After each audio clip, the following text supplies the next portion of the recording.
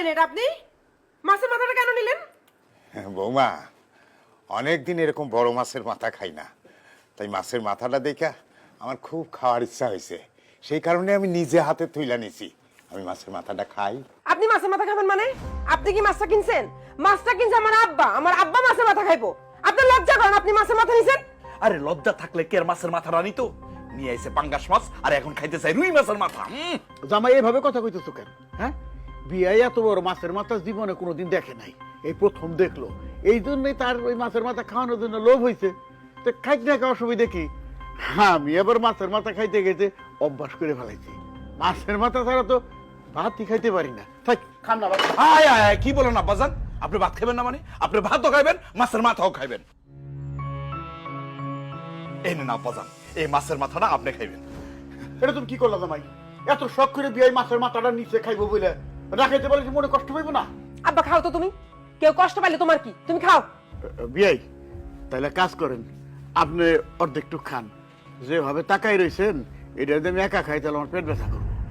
না, আপনি পুরাটা খান, আপনার পেটে কোনো অসুবিধা হইব না।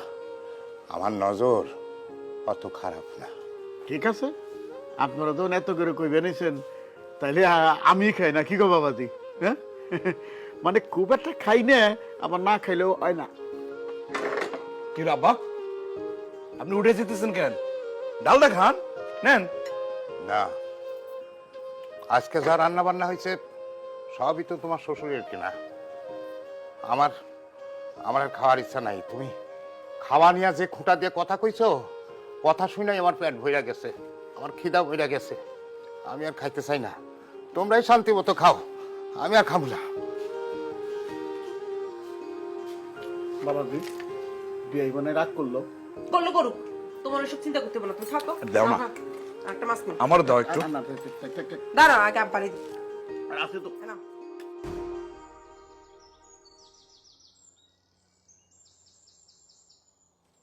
ও কামাল, আমার একটা রুটি আর একটু চা দাও। চাটা একটু কাপটা ভইরা দিও।